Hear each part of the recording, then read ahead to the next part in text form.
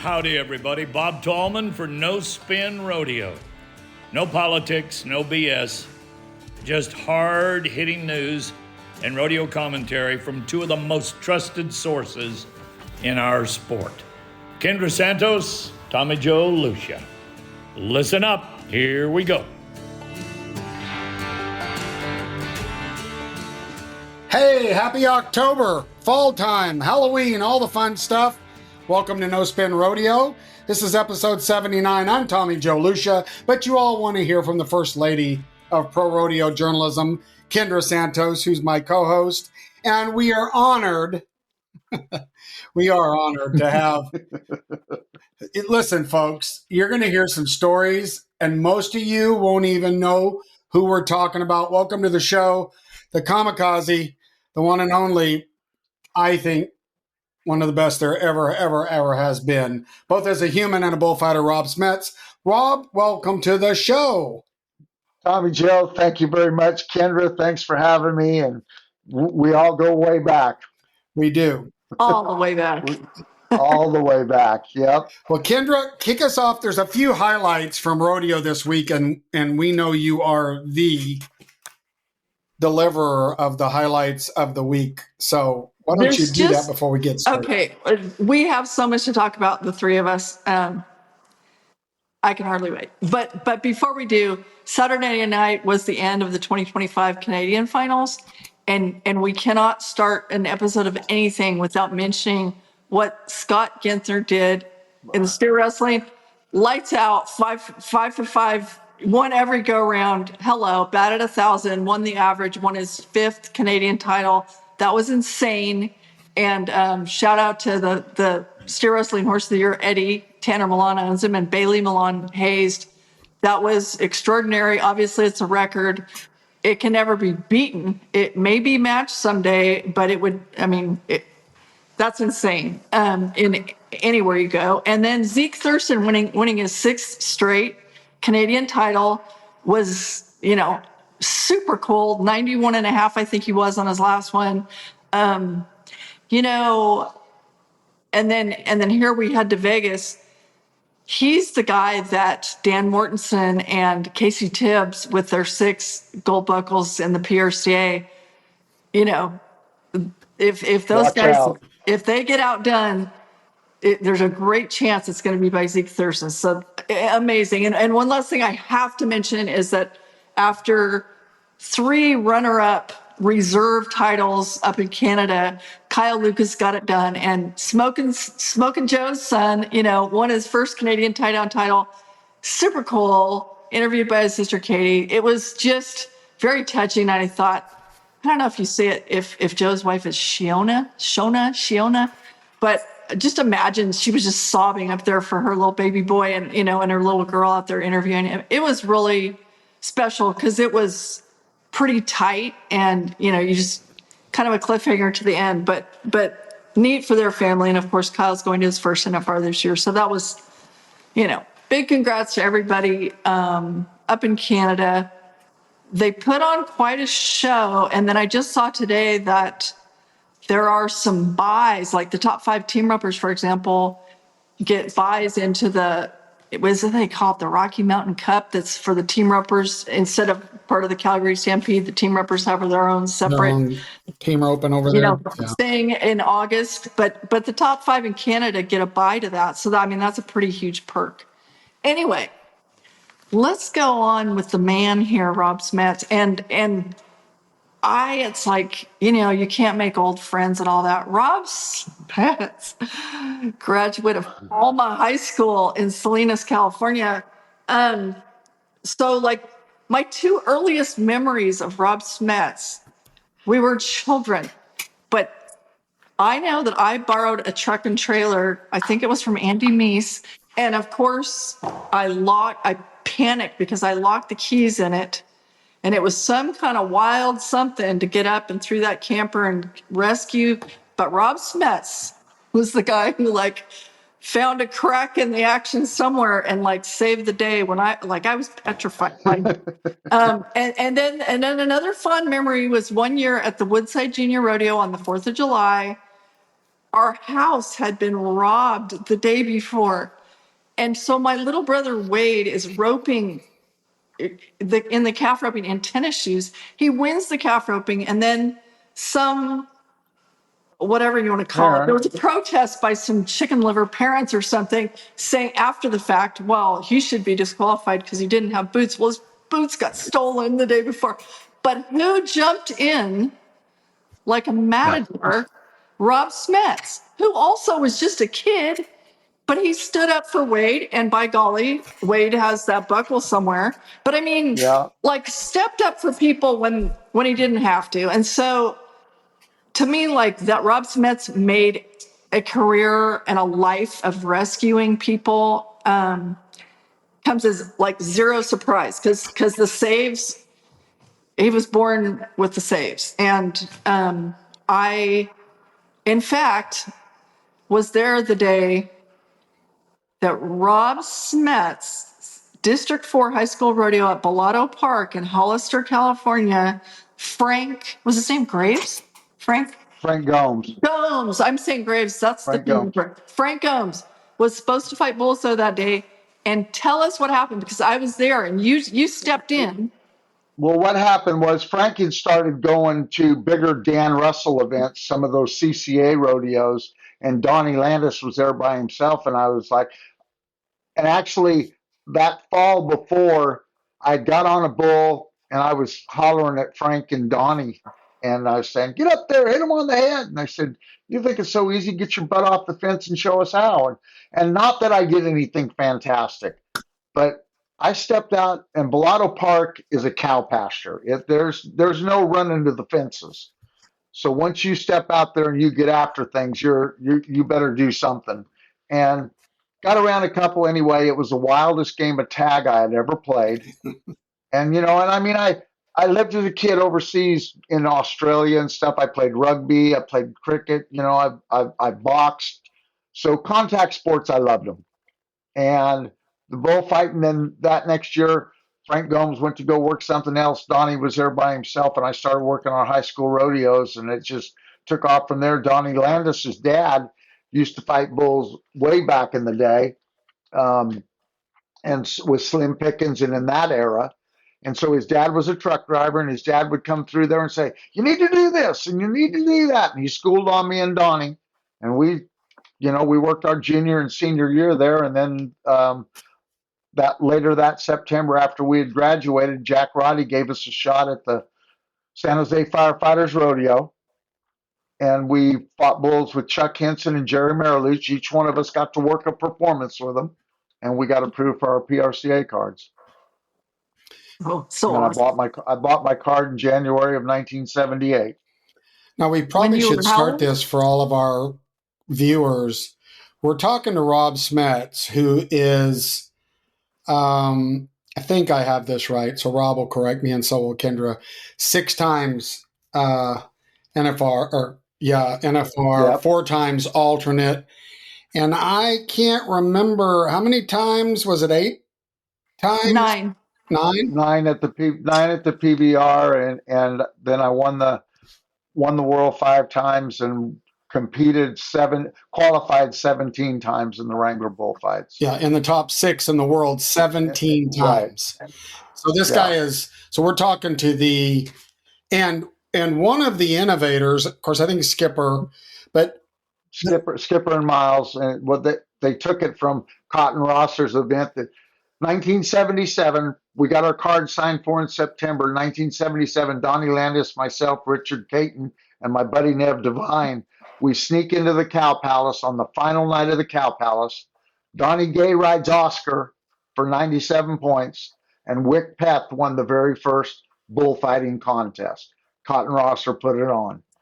And I was bumping my buddies. I was watching this deal, and I'm like, I'm coming here next year. I got to be in this, and I had got my card signed for the month before, so I knew I was going to have a card and have a chance. And I worked for Bob Cook and Cotton Rosser that year, and Cotton got me in the bullfight, and it was, it was pretty darn cool. I won the first round, and Bob Donaldson won the second round. A lot of the styles, though, so I grew up with George Doak, Chuck Henson, Cajun Kid. I literally grew up with those guys. Right. Different type of bullfighters. George Doak just laid his arm over the top of the bull and took Hookins like. Yeah, but he was so big and strong, George. Well, I know, that's what I'm saying, but it was different. Yeah, But Rob, Miles, and what I call the new era of face off. Now this is Tommy Joe's version, where you stood, looked at a bull, you threw a fake, and then then the step throughs. Miles had a lot of that stuff naturally. Your speed, same way, but you guys really everything that everybody knows about freestyle bullfighting and protection today, you guys really coined it. Fair? Well, we were blessed. Like Wick showed me how to hop. Skipper, we were in Omaha, Nebraska, in the dressing room, and I got to share this at the PRCA Hall of Fame because Skipper got inducted this year, and I got to step up there with Skipper and speak a little bit. And I said, I just want everybody to realize how important Skipper Voss was to our sport, because without a doubt, I could still to this day, Wick Peth is the king. That's it.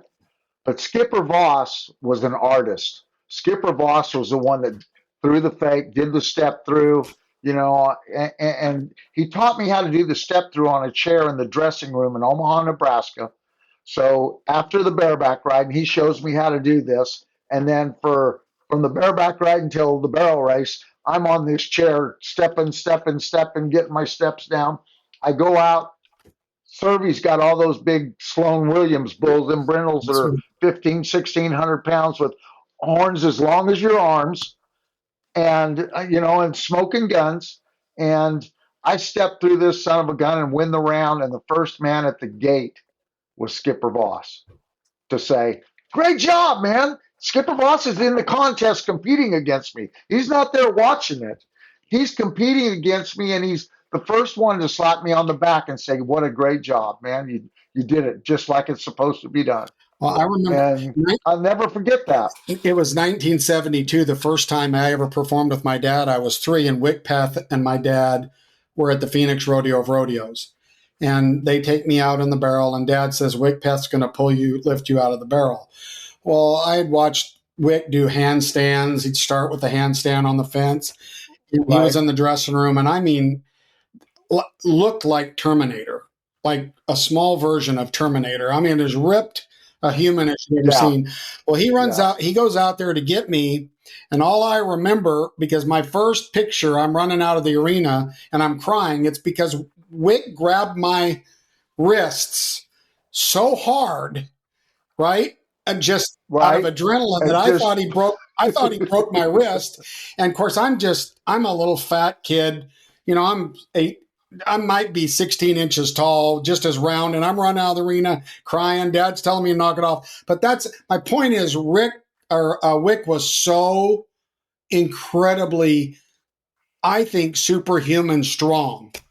And to make people aware of this now, you said 1972, so he's already 40 plus. 41 by maybe? By that time, at least 41. I'm going to say closer to 44, 45. Yep. And Wick, he was all grit, all game. And so he helped me. The best thing that ever happened to me when I came in, I learned a little from Wick. He taught me the hop. Skipper taught me the step through, and I was blessed to get to go work for Jim Shoulders and me and Jimmy Anderson. Jungle Jimmy was as good a partner as I could have ever got stuck with. The first time Miles Hare and I worked fighting bulls together in Monroe, Louisiana was a year after I had won the event at the Cow Palace. In 1979, we were at Monroe, Louisiana, and we're going through there. And, we were both, I was 1979, so I'm 20 years old. Miles is 24. And we're going through there and we're kind of bouncing off each other and we're digging in because we're both used to being the guy that sells it. And 3 bulls into it, Miles looks over at me and he goes, "What the hell's the matter with you?" And I said, "Well, you're the great Miles Hare. Do something." And boy, here we go. We're nose to nose right in the arena. I mean, and the Shoulders used to start the rodeo with the bull riding and end the rodeo with the bull riding. And we're nose to nose in the arena, and John Taylor's in the barrel. And Shoulders rides up to John Taylor, and he goes, "What the hell's going on up there?" And he goes, "You got two young bulls and too small a pasture." So Shoulders comes riding up there, and he rides right between us with his horse. And he goes, "Boys, you don't have to fight with each other. We've got plenty of them." And he looked at his flank man, and they turned us one out. They bucked one. They turned another one out. But so we get done with the first section, and Miles and I go back to that little dressing room in Monroe, and we're sitting about this far apart from each other, and we stare at each other for 2 hours. We don't say a word to each other. We don't blink. We don't do nothing. John Taylor sends Dottie in to get Snort because he doesn't want any part of being in that dressing room. And so we go from there to 19, and then we get to the 1981, the Wrangler Bullfights start. They go to Jim Sutton, David Allen, Skipper Voss, Jim and Julie Sutton. They all get together and they create the Wrangler Bullfight program. And the first contest they have was up there in Rapid City. And then the first full year of a contest for a world champion was 1981. And the first contest was Odessa, Texas. I won Odessa in 81. We go through the year. Miles wins the world. I win second. The next year, I go in the lead for the world, and I let it get away from me. Skipper wins the world. Miles wins second. I win third. 1983, we're in Fort Smith, Arkansas, and Miles has won the first 3 rounds, and I've won second 3 rounds in a row. And I look over at him, and I said, "You know what? I'm done. I'm going home." And Miles said, "What are you talking about?" And I said, "I'm going home. I'm tired of winning second to you." My dad was a heavy equipment operator. My Italian mother was always, "Come home, you can get a good job, be in the union, and you'll never have to worry about anything, da, da, da, da." And I was like, "You know what? I'm going home. I'm done." And Miles goes, "Oh, crap." He goes, "Quit trying all the crazy shit," pardon my French, "and get back to the fundamentals." And I went out and I won the last round at Fort Smith. I won the next 5 bullfights in a row, and then won Oklahoma City in 83. So we went from being nose to nose to I owe Miles hair because he saved my career. And then to this day, in another month, we're going to Montgomery, Alabama to cross Dunn's place, and we're putting on bullfighting schools together. And we also, skipping way far ahead, but we end up tied for the world championship, dollar for dollar, penny for penny in 1988. And I look at Miles and I said, "I can't think of a better guy to have to split the world with." And we looked over at him and said, "Make another buckle. We're done." Well, I remember Miles coming to Dad's house. Dad really, him and Miles were pretty darn close. They were pretty tight. Yep. And I remember Miles Young coming to the house. I think I might have even told this story. And we go out to the pasture for something. And Dad and I walk through the gate, and Miles, flat-footed, jumps the fence. And Dad looks at him. He's like, "What are you doing?" He goes, "That's training." And every time I ever went anywhere as a kid with Miles and there was a fence, I'm not exaggerating, he never went through the gate. He jumped it. And the last little story, we're at Fort Worth, and I don't know that I'm saying this right, but I was in the dressing room, and I believe Miles signed a contract to jump so many bulls. Now I don't know that I'm right.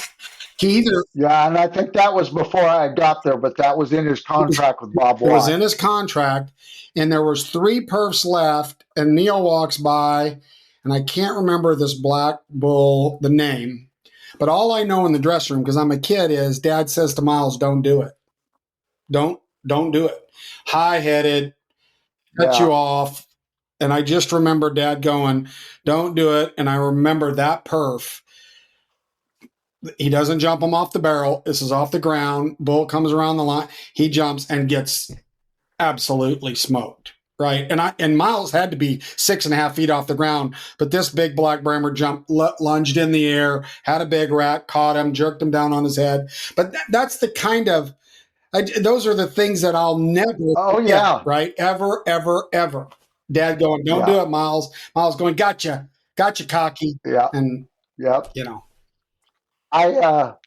You know, we were at James Pierce's original Wrangler bullfighter reunion last year at Fort Worth, and they sat there and said, and don't get me wrong, no disrespect, but they said the two best bull jumpers off the ground that they'd ever seen was Donnie and Ronnie Sparks, and I stuck my hand in the air and I said, whoa, whoa, whoa, whoa, whoa, wait a minute. I said, the guy's not here to defend that argument, but I'm here to defend it. And I said, the two best guys that ever jumped bulls off the ground are Ronnie Sparks and Miles Hare. And I said, and I never really saw Donnie jump many off the ground. I've seen Ronnie do it. Or no, I meant Donnie and Miles, not Ronnie. And so Now, do you see? Oh, add effects for using hand gestures. Oh, yeah. Okay.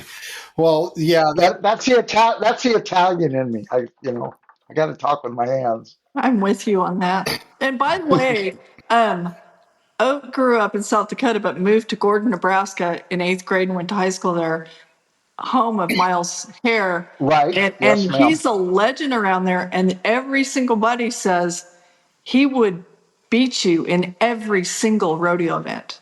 As a kid, he was Miles won second in the nation in the boys all around in high school. Well, he rode bareback horses, rope calves, team rope. It didn't matter.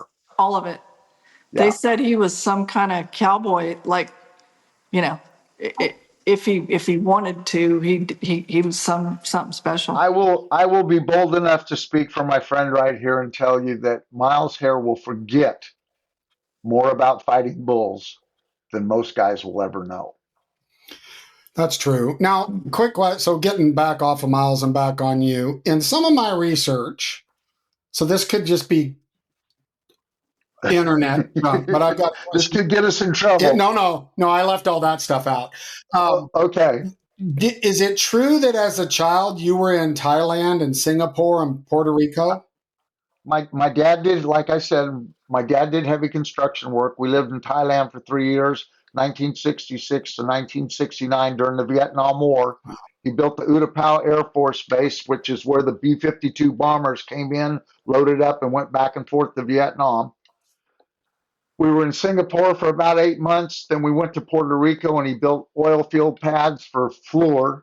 And then he went to New Guinea. We lived in Brisbane, Australia then, and Dad worked up in New Guinea on the copper mines for Bechtel. And then he went to work for Guy F. Atkinson and built the breakwater out in front of the Sydney airport. And we came home the end of my 8th grade year. But home was California the whole time? Home was California. That was where I was from. Sat right there out of San Jose. And my dream was to play center field for the Giants. Willie Mays was my hero. I mean, from the time I was a kid, I threw the baseball up on the roof of the house, worked on the basket catch. That was all I wanted to do. But, like I said, I got on a couple calves right before we left Australia. We got back home. We started talking. I met some boys, and we start talking about going to some junior rodeos and getting on in the steer riding and that. And so I'm starting there and learning to swing a rope. And then I wanted to play cowboy. And then, as I'm doing that, and then end of my sophomore year, I step around my first bull, and it's set the mitt down. I'm done. This is what I want to do. This is just too fun. Oh my gosh. Who first called you Kamikaze Kid? I don't remember who was the first one to call me. Kirk Allman, though, called me Iron Man. When we were all the way back in high school, Kirk Allman called me the Iron Man. And then Kamikaze Kid coming about because everybody kept saying, you act like a kamikaze. Do you have a death wish? And I said, I don't do anything I don't think I can do. I just, I back off from that barrel, and it's been awful good to me, and it's sure got me some awful good rodeos by jumping those bulls over the barrel. And with Jungle Jimmy, if Jungle Jimmy waved his hand to me to come on, I never, ever hesitated. Well, but I was going to say this about Jimmy, so I don't want to just, because Kendra, sorry, but this is right down my alley, right? So this is stuff I like because I grew up in it. But Jimmy Anderson may not have had the same speed and stuff as other guys, but there was nobody that had the bull savvy. Like Jimmy was the guy, even when he couldn't run like he ran when he was a kid, was always in the right spot. And people would say something. I said, Always. he takes 2 steps to your 5. Like his savvy, his ability to read bulls. And that's why when he raised his hand, he knew he had the bull and would bring him into the barrel so you would clear him, right? Fair? Right. Yeah. Oh, Good. yeah. Yeah. Yep. No, and Jimmy, if the good Lord was to come and tell, there's 2 guys right now. If the good Lord was to tell me, well, there's more than 2, but the first 2 of my choice would be, you got to go down to hell and you got to bring somebody out. First would be Jimmy Anderson, and I'm coming back with whoever we go. And the second would be Miles Hare. Those 2 guys are as close to brothers without being the same blood as I could ever want to have, you know. And then, I mean, without a doubt, the guys I've been blessed to work with: Joe Bumgardner, Frank Newsom, you know, some rock star, and just a whole lot of them. Steve Mowry, Skipper Voss, Wick Peth. You know, I was blessed to get to come in at the tail end of their careers, and then to get to see a whole bunch of other careers with Greg Roomer, the Sparkses, Mike Matt, Lloyd Ketchum. You know, the Wrangler Bullfights. It was fun to be in, and you had some guys that you better tie your cleats on and mean business, or you know they'll send you to the house without a check.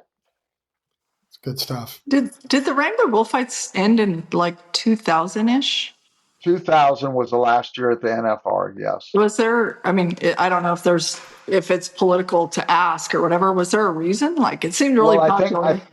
What happened was the offer became to become the Wrangler Bullfight or the Wrangler NFR, and as any sponsor has, they have X number of dollars per sport, and so the opportunity for the Wrangler to become the Wrangler NFR for all 10 performances, that what Wrangler was able to get for the dollar was a better opportunity than with the Bullfights. That was the end of the Bullfights when it became that was the end. And that was the end of the Bullfights. Was in 2000. Wow. So that was the last year they crowned a world champion. I have a question with stepping in and taking a bullet for others is part of the job description on the cowboy protection side, you know? And so Right. I was wondering if that, how much of that was your instinctive nature, and then, or was there a time when you had to like overcome, like most people would consider it common sense or whatever, like you don't step into harm's way, but that's what you had to do. Like, was that natural for you, or did you have to work at it? And I want to say yes, because of, like I said, the rugby, the boxing, the football, you know, that contact, and boxing especially, you know, you got to get knocked down. Well, the only way to win this is to get back up. And you know, my dad told me something a long time ago as a kid: if you say can't's not in the dictionary. You know, we got to be able to do it. And so getting up, and like I said, with the guys that I was around, Jimmy Anderson, as tough as nails, Miles Hare, Skipper Voss, Wick Peth, you know, I remember the first day I get ready to work the bull riding with Wick Peth. We're in St. Paul, Oregon, and I'm standing about this distance away, and I'm bouncing around, and my breath's getting shorter and shorter, and Wick walks over and sticks his finger in my chest, and he goes, "Son, you got to breathe." You know, just as cool as could be, you know. And then he was good to me. At first, it was a little tough being around him, but you know, you were talking to about doing handstands on the panels and stuff before he went into the arena. I remember being in Lewiston, Idaho, right when they first went down to the arena that they're at now. And Wick walks over to this Powder River panel, and he's getting ready to do a handstand. And there's a kid there that's probably 22, 23 years old, long-haired kid. And he looks over, and Wick goes, "Excuse me." And the kid kind of gives him a dirty look, and Wick goes into that handstand like that. And the next thing I see is Wick Wick gets a hold of this horse like Bruce Ford starting one out, gets a hold of his neck like this with a scissor hold. And he's got him around the neck and he's got a hold of the paddles. And this guy's trying to get away. And like you said, Wick's as strong as a bull. He don't get away until Wick hits the ground and it's like this. And he's like, "You want some?" I will never forget that, and that guy he wanted away from that crazy old man. The other day we had Rory Lemmel came on to talk about Sioux Falls, which is basically the grand finale of the regular season now. So back Right. when we're kids, the Cow Palace is the playoffs to the NFR. The last night of the Cow Palace, everybody knows who's in, who's out, or whatever. Yep. Well, what people won't remember, but was part of our youth, was like the buck and ball was a big deal. Gary LeFew's buck and ball and the cowboy boxing matches. The cowboy boxing matches was cool as heck. Cowboys getting up and boxing. Like, yep. It was so fun. The Cowboys got up. Some of the Cowboys that had a chip on their shoulder with each other fought there. I can remember the one year being there that the Royal Canadian Mounties were there doing, and some of the Mounties boxed with Cowboys, and those Mounties were in pretty good shape. You got to remember they're a military service. They're about getting exercised every day and all that. And those Mounties were pretty scrappy. And yeah, I got to go fight there. One year I got in a fight outside with a guy named Randy Santos that was from down around my part of the country. And as we got up and I started walking toward the truck, and somebody ran outside and hollered, "Smets, LeFew's hollering for you. You're the next fight inside." And so then I got to go in and go box 3 rounds. It was fun. Oh my God. I would love to know the different skill set between a cowboy protection bullfighter and a winner in the Wrangler bullfights. What are the two? It's different. I really feel that the bullfights help a guy on your cowboy protection because I think that it slows everything down. And I mean, there's a couple guys that never worked. Joe Baumgartner. Joe Baumgartner never competed in the bullfights, and Joe Baumgartner can tie cleats on with anybody that ever tied them on, and can be in there, be smooth, be slow, But I think for like me and Miles and so many of us, by learning how to step, throw the fake, step in the hole, and slow things down in the bullfights, it sure helped with when you shot the gap, feeling that you were in control because you saw things coming before it ever got there, much like what you were talking with Jimmy, seeing it, and knowing where that bull rider's mistake was and that now it's time to go is of the utmost importance. You got to know what the bull rider's supposed to be doing for you to be in your position right. Reading the play sounds like for a bullfighter is something similar, right, to a pickup man or a hazer. Yep. Like reading the play, seeing it as it's coming before it gets here. Right. And averting disaster. These right? guys, like Rob was one of them that I would always, there's one thing I took note of all those years I was in the barrel and stuff on cowboy protection, Kendra. Rob also knew, even in freestyle, he knew when to slow down and let the bull have confidence and pick him up and let him feel him, right? And I would see these young guys that could fly around and they'd go, "How'd I do?" And I said, "You sucked. Watch Smets of those guys." "What do you mean?" "Well, you blew through the gap. You're at the other side of the fence. The guy's getting his ass hooked off. Or you spin back around and lay on top of the guy, right? And they both get hooked." These are all old school things that would drive me nuts. Where Smetsy, he'd walk in there if he needed to slow down and stutter, right? Stutter a step, pick the bull up. Same thing with turning bulls back. They don't have to turn bulls back anymore. Yeah, they don't do that at all anymore. They don't have to, but back in the day, even old fat Tommy Joe would have to get down there, and I could turn every bull back every time. I didn't save cowboys, but I could damn sure turn a bull back and get out of there by letting them feel my old soggy hat. It's just the truth. Yeah. Yeah, Cotton back in the day with all those big Red Bulls that he had, I'd step in there and get low and they'd turn back and buck, and it was good, The Hookins weren't without a price tag.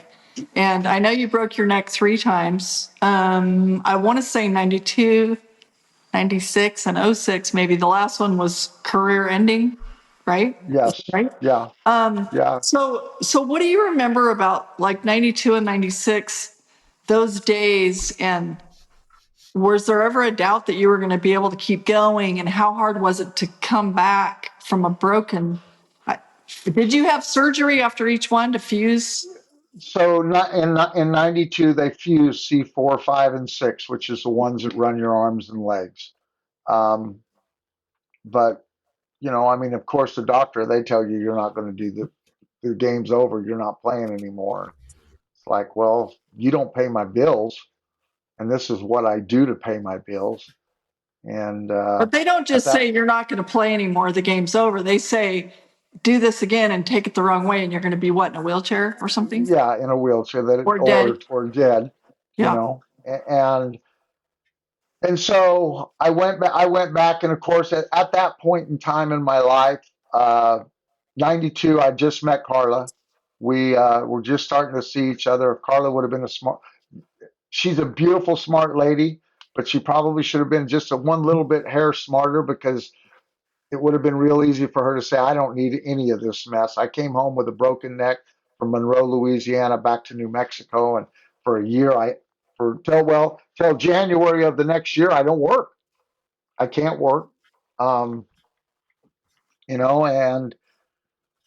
but I called Bob Watt on the phone, and I asked Bob Watt, can I come to Fort Worth? And Bob Watt goes, it's your rodeo, isn't it? And I said, well, yes, sir. And he goes, can you do the job?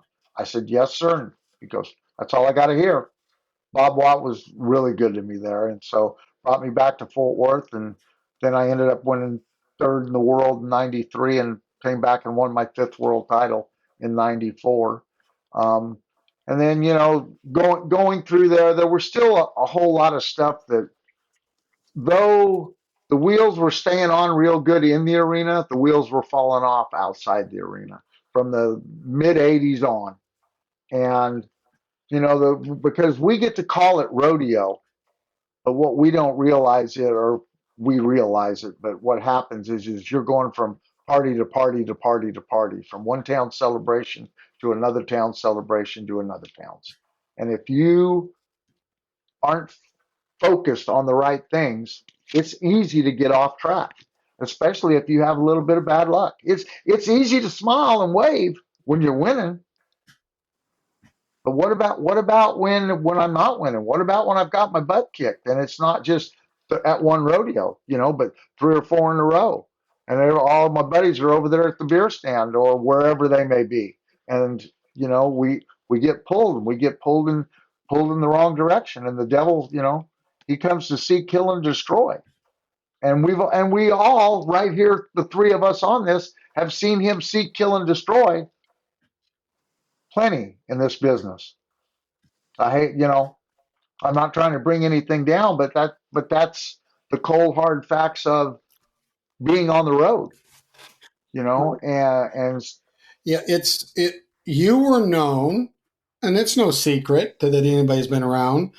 You were known to be a wild one, and I was gonna, and you did a lot of kamikaze stuff in and out of the arena, a lot of. Yes, sir. But I will say, because I was going to say this, Carla put a chain on you. Actually, God did it.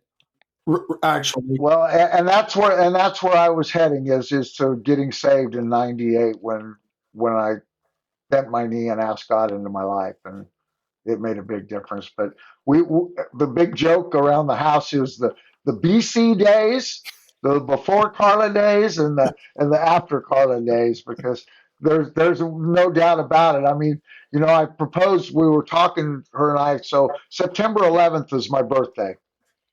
September 11th in 1992, I went and made the trip with Carla. Carla worked with the Exceptional Rodeo program. They were at Pendleton. So I went up to Pendleton. It's September by then. I'm getting around pretty good. And we go up there anyway. We're in the Letterbuck room on September 11th, and I proposed to Carla on my birthday. I took a knee in the Letterbuck room and asked Carla if she'd be my wife. And, the first thing because of the smiles right there. But, everybody goes, well, how'd that work for you? Well, 33 years later, she's still here. So I guess it worked pretty damn good, and she's been my rock, Well, and she's been incidentally, there they got married. at Bob the Reno Tallman was Rodeo. involved at what year at Reno? Reno Rodeo, 1993. Bob Tallman was father for the day. Rowdy Berry was my best man, and Rowdy and I fought bulls in our tuxedos that night. They brought Carl and I in a wagon and brought us in a little buggy and introduced us right before the bull ride, and then put Carla back in the buggy, and she went out, and then Rowdy and I fought bulls in our tuxedo in between performance. That was back when there was a Saturday afternoon and a Saturday night perf at Reno, and we got married in between perfs over at John Esquaga's Nugget. I would love to talk. We've talked about some of the pioneer type people, the likes of Cotton Rosser. Harry Vold loved the bullfights. And I would love for you to talk about some of those notorious crooked nose. Was it Purple People Eater? Crooked nose. Well, Purple People Eater was the dad. Then they named 141 Purple People Eater also, like Purple People Eater 2. But the first one was 45, and he was a great big Bramer, weighed 1800, huh, Tommy Joe? Yeah, he was a great big Bramer. I remember him at Odessa when he was done almost killing me in the barrel. Like he was past his prime. Yeah. And I mean, he was just a great big man. In fact, they took him to Odessa. They took him to Fort Smith. They took him Tulsa. He only took him to about El Paso. He only took him to about a half dozen rodeos because he was afraid of him jumping out. Bless you. Thank you. And and Crooked Nose, I was blessed to be able to have fought Crooked Nose a few times. I fought him the very first time we ever fought him at Pueblo at the State Fair. Him and 141 and B47, and Harry had that whole group of cabs right then, and they were probably 3-year-olds and hadn't been off the ranch, and so me and Bobby Romer, we worked them there. And then, of all the bulls in the bullfighting business, so Crooked Nose loved the game. Well, he also his name, but his look, like he was on a lot of posters for a lot of he was. He a lot of posters, and that, that head being a little twisted and that one great big old horn, and, but when you stop and think about it, that bull had to have close to 200 trips on him. And he never bayed up. He always came. And the other thing about him was he would run you over. And he's going to hook you as he's going over you. But he would always run by you 10, 15 feet and whirl around and throw that head up and be like, okay, I got more. You want to play? He'd give a guy a chance to get up. He didn't just maul guys. I mean, if he hooked them, there are certain times where he hooked a guy and the guy was out in front of him. That I'm not saying that he missed the second shot at him, but when it was a time where he ran over guys and ran on over them, he always ran on by him about 10 or 15 feet, and then he would whirl around and it'd be like, okay, I got more. You want to play? And the bull just loved the game. Well, I remember Crooked Nose. I was in the barrel. It was at Odessa. I'm not going to say the bullfighter, but he was gutless. And he comes running up to the barrel, and Harry had told me before I went in, he goes, "Kid, this is where it matters. You're either tough or you're not." And I was scared. Yeah. I was legitimately scared. I knew how to work the barrel, but I was scared. And so I'm not going to mention the bullfighter because it doesn't do any good. But he comes running up and he pukes in my barrel. And then he nods for the bull. Well, Crooked Nose comes out, throws his head up, and he was so flashy, right? He just looked good. And he put the mental shamami on the best guys, right? He looked like this kid. And he wasn't even a kid, this guy. And done. He's done. So he comes right to the barrel, and I'm like, fine, bring it on. And I walk the barrel. He hits the barrel pretty hard. And then I think I've told this story, Kendra, but he takes out one horn, and he starts tinking the ribs of each side of the barrel. And I hear it just barely. I'm talking, this is how smart he was. Tink, tink. tink. Pretty soon I realized by the way the barrel's moving, that bullfighter, he's gone. And this is swear to God truth. He takes his one horn and he spins the open end of the barrel that I'm in, right, to me, drops his head, and sticks that big right horn in there and looks me right in the eye. I mean, that's what I'm saying. When he says he knew what he did, he loved it. He looked at me. He's like, I know you're there. It's going to be all right. Flip the barrel around. And I remember Harry going, he gave you a break. And he did. He didn't come down in there. But again, this bull, like his eyes, right? It wasn't like he was just mad. He knew the game. And that's what made you respect him and made those guys piss down their legs when they turned him out, frankly. And the last thing I'll say on that, a lot of good bullfighters today. ABBI, BFO, like the little Mexicans, boys. And again, this isn't we walked barefooted in stickers to school. But you turn out a pin of bulls like we saw at Odessa that Rob got in front of, these big bad bulls, that if you didn't stand there till you about were hooked and threw a fake, you're done. There wasn't no taking a picture and doing a backflip, because most of these guys, God bless all their hearts, and I don't want to sound like the old guy. There's some good athletes out there, but they haven't seen anything. They won't even get in front of those bulls, and they won't today. They don't want to because they will get hooked. That's just the truth. Yeah. They might do more than piss down their leg, Tommy Joe, or I may have done more in my day. There were times when I was plenty scared. Well, so and the best thing that happened was with Miles. We would go and especially at Harry's, we'd go to the video, get the video, go to the room, watch those videos, and where everybody made monsters out of those bulls, it was because somebody was making a mistake.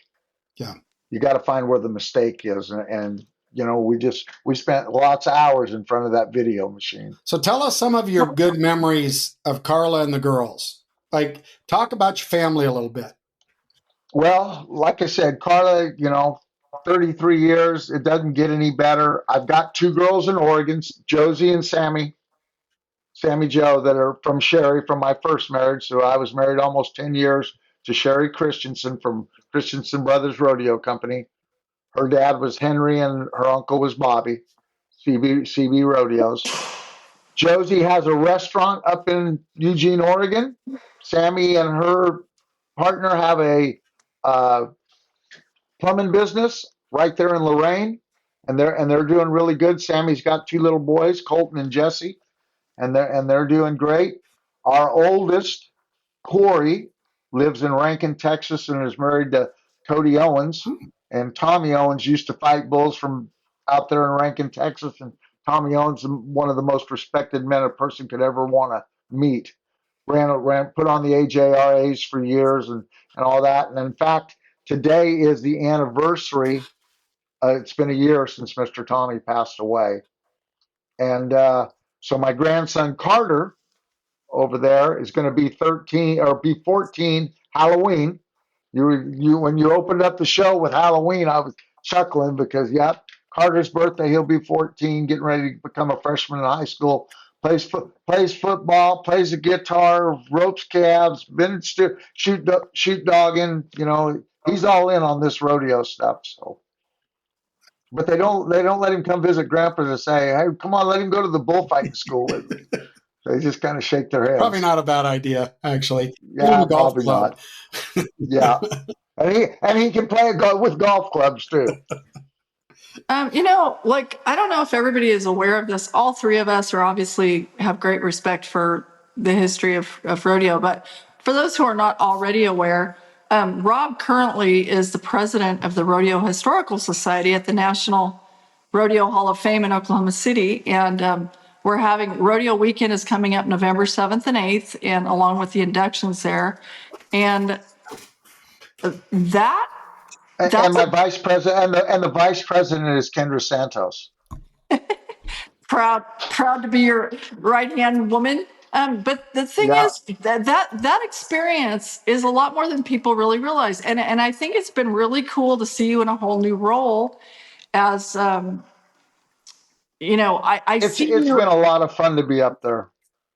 but you're always pushing for what's right, and you've always done that, and it's cool to see, in every role. I've seen you in a lot of different roles in this life, and you do always push for what's right, and the respect for the history, which I share, and so does Tommy Joe, is a really cool thing. And on that note, I think so many of our epic video clips now of like some of the all-time great bull riders, it's Lane Frost, Tuff Hedeman hugging Rob Smets first after, at the end of a winning, momentous ride or whatever. Talk about the bull riders in the era when you fought bulls. I mean, because we were having a discussion the other day about, that was there was an era there of bull riders that was out of this world. Well, I was blessed when I first got my card. Donnie was still going, Ricky Boland, Joe Wimberly, Art Ray, Wasey Cathy. So as I was coming in, there was still a star-studded outfit of bull riders right there. And then you got into, Charlie Sampson, Ted Noose, Lane Tuff, Cody Lambert, Ty, that whole group, Jim Sharp. In fact, I made sure, in 2006, when I got inducted in the PRCA Hall of Fame, I wasn't asked. I said, over the years, I've been asked who was the greatest bull rider I've ever seen. And I'm going to tell you today that the greatest bull rider I have ever seen sits behind me and is getting inducted with me is Jim Sharp. Now, before you pick up the cell phone and start calling the short, squatty guy in Mesquite, Texas, I said, don't get me wrong. Jim Sharp's the greatest bull rider I've ever seen, but let me tell you one other thing.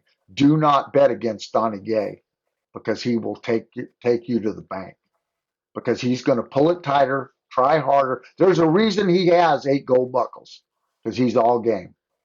I said the reason the man behind me doesn't have more gold buckles is there were days that he should have won the rodeo, that he won 3rd and 4th because he was in such control that people went, oh, that bull didn't have his day. No, that bull had his day. He just didn't move Jim Sharp.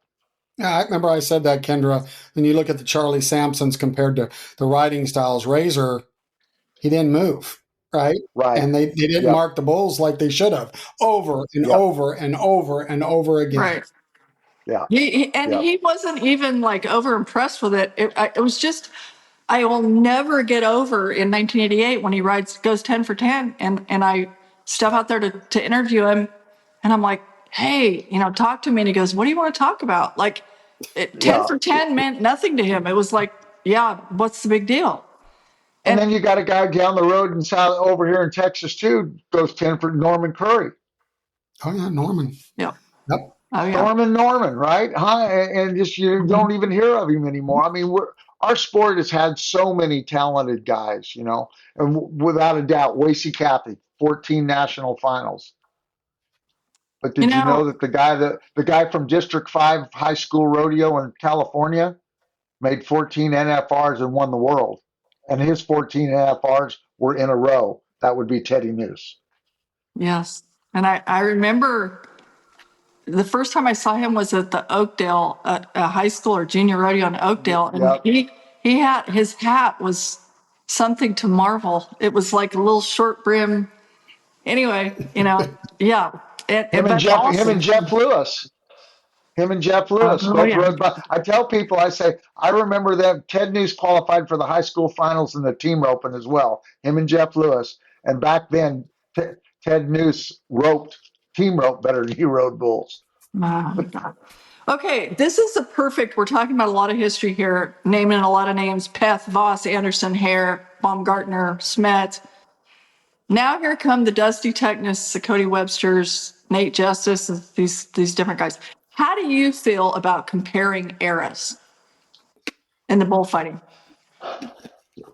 It's tough because the game has changed a whole bunch with the way they do it, and especially with now that they've got the triangle.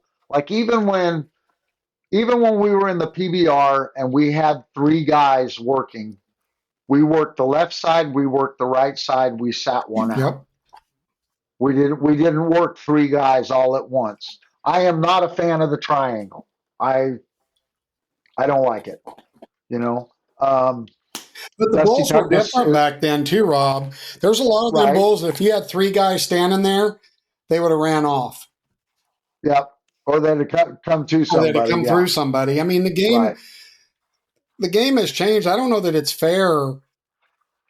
Now, how well, we'll let you finish. I'll let you finish because she asked Well, the and I question. was going to say, I mean, without a shadow of a doubt, I mean, Nate Justice is a hand, Tuckness is a hand, Cody's a hand. You know, those guys fight bulls.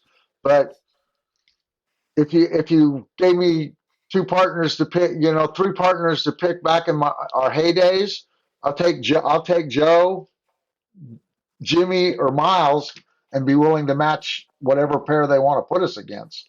Now, Don't you did you feel wear like a it's something uniform? like Dean Oliver or Cody Ole? If you put either one in the other one's era, they would have found a way to win, don't you think? I agree with that, and that's the thing. And I mean, like I said, Tuckness is a great athlete, and Webster, he steps in the middle of things and gets in the middle of things too.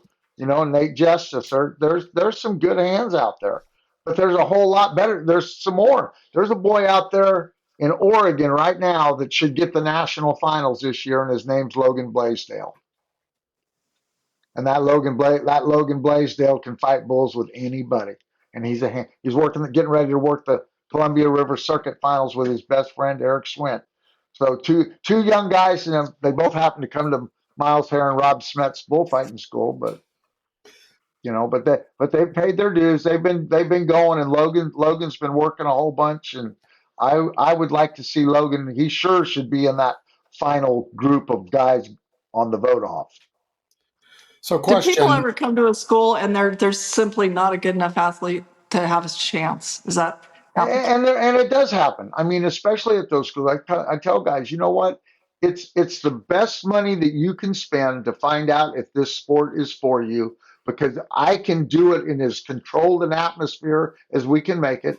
Because Miles and I are both of the idea of we're gonna go to Cross Duns. We're gonna start with the calves. Everybody step around a cow. We'll see, now obviously those guys that have been fighting bulls 6, 7, 8 years, we don't start them on a calf. It's for some of those guys that have never played, they've never had the feeling of something running at them like that. Let's start here. Let's get the fundamental. Here's the fake. Move your feet over here. Go here.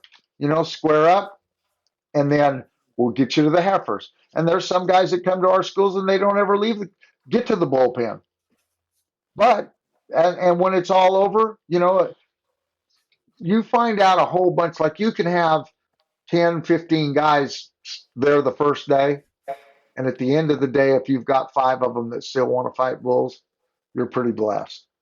Because they're like, oh, well, I need to stretch a little more. I mean, they look for reasons to say this or that. But, it's because this doesn't pound. But, when you sit and watch the PBR and you watch Cody Webster and you watch Frank Newsom and you watch all of those guys slide through there, and it looks pretty darn easy that, oh, I want to fight bulls. But but then when you get there in that little boxed off pen and everything starts happening, this thing just isn't pounding the same way that it was pounding before, But like I said, it's as controlled an atmosphere and as good a place to try and teach them as you can have. Well, you got to have a heart and you got to have testicles. You need all three. Some you don't have all of that. And God gives heart. That's it. Yeah. I got a question. Do you remember? Because I'm pretty sure when you went to from baggies to shorts. Yep. I was the first one to wear the jersey. That's what I thought. And I was the first one to wear the jersey in 2000 at the 2000 PBR Finals. That's what I thought. That's what I remembered because I was there. And I let everybody else go out of the locker room. And then I pulled out my CarQuest ASE jersey and pulled on the shorts and trotted out there. And I'm June. They're all like, what the heck? And I said, it's going to be the new look, guys. And they went, what are you talking about? And then everybody started getting after me saying that I was breaking tradition. And I said, I'm not breaking tradition. I'm setting a whole new standard because this is not rodeo. I am not a rodeo clown. I'm a bullfighter. I'm a bodyguard. We're changing the look. And look now. I mean, it's everywhere. There's a business on selling jerseys to bullfighters now. Yep. Okay, next question I've got for you, because Kendra brought it up, saves. Okay, we know there's a lot of infamous saves that you've been a part of. Some of them Kendra can bring up, but I'm going to ask you, can you remember, now think about this, because this could have been in, who knows, a thankless place.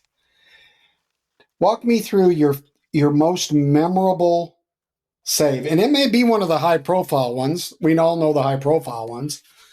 Well, I mean, obviously the highest profile one was the one with Tough that year, and the Wrangler Bullfights, and everybody came over the fence. And I mean, we didn't get it took forever, you know.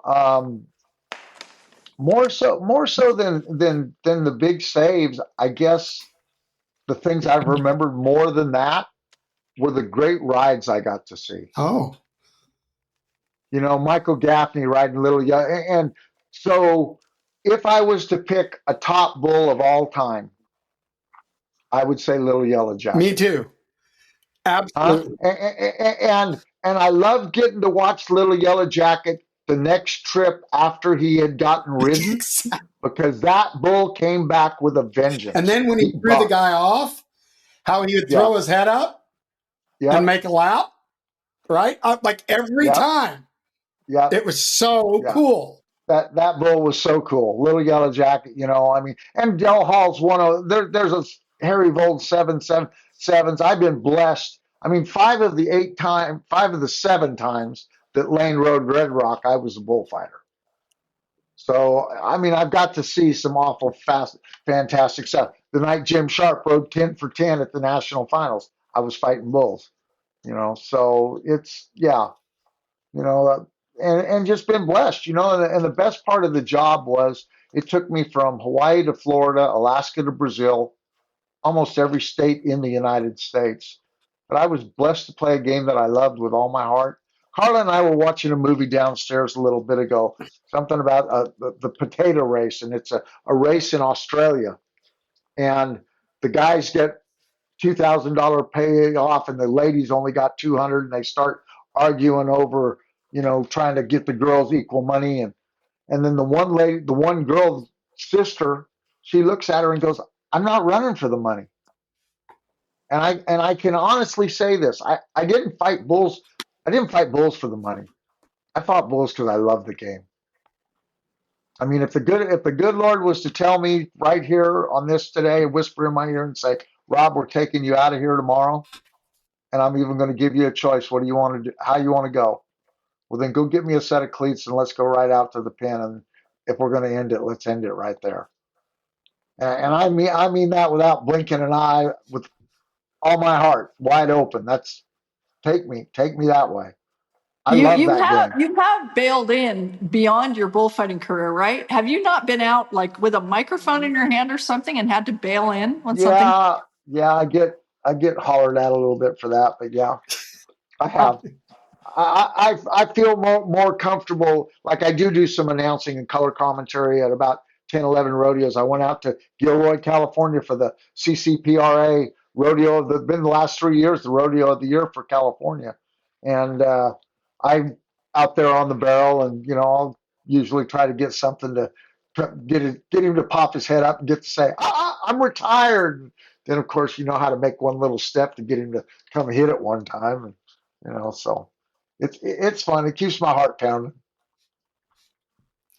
Well, I think that's a pretty cool way to wrap this up. You know, you're a mentor, and not only to bullfighters, but to the credibility which we stand for on this show, the credibility of the cowboy, the credibility of a good human. And we try pretty hard, don't we, Kendra, to get good humans on this show. And I just shout out to what you're doing for the youth, for preaching the gospel, for being an example that we all walk a hard road sometimes, but it's where you end. Amen. And I'm living proof that he's merciful and forgiving because I tried him pretty darn hard. So why, before you check all the way out, though, I'd like one opportunity. So I do a Facebook message, 6:30 Central Time, on the Rob Smets pages page. It's just one that all you have to do is like and follow. It's not a friend request or anything. And I share some thoughts of what the Father puts on my heart in the mornings, and ask anybody that wants to come and take a look at it to please drop by. Kendra, final answer, final question, final anything? So, my final thing is just to say thank you, because you, since the day I met you, which I don't even remember a day I didn't know you, but you have been a stand-up. I don't even care if it was in some of the wild and woolly times. You were always a good human. And so that is like, I don't know, a true, like, I don't ever have to wonder, well, there's some people, that are acquaintances. There's some people it's like, well, what would they do in that situation? Like, I always know what you will do. And it has come up. It's interesting over all the decades and different situations we've found ourselves in. But it's like, what I always know without even having to call and ask you is that you will do the right thing. Nobody's watching. Thank you. If it's popular, if you're going to lose money doing, it doesn't matter. You will do that. And I appreciate that so much. So Thank you, Kendra. Grateful to be a friend forever. So anyway, thanks.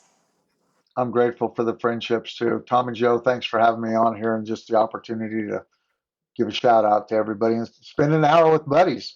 Don't get no better. Amen. Well, we're going to close the show with you delivering a couple sentences of advice to be successful in this business, whether it's bullfighting or whatever.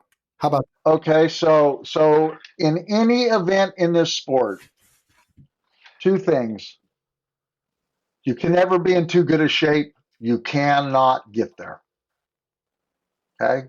And if you're a roughie, it doesn't matter whether when you make a 90-point ride or whether you get slammed right there, you still hit this ground and it hurts. We're bouncing and it's hard on body parts, And then the other thing is, you say yes, sir, yes, ma'am, no, sir, no, ma'am, till the cows come home. Amen. You cannot beat being too polite, and that in order to try and get some of these sponsors on your clothing and for some outside support, they want somebody that's going to be representing them right. And so do what's right because it's right, and that comes from Deuteronomy 6:18. You can pull it up there. Well, everybody, this has been episode 79 of No Spin Rodeo. Thank you to the California's own Kamikaze Kid, Mr. Rob Smets, and of course, the wonderful and beautiful Kendra Santos. Until we meet again, you guys be safe out there. Love all of you. We'll see you next week.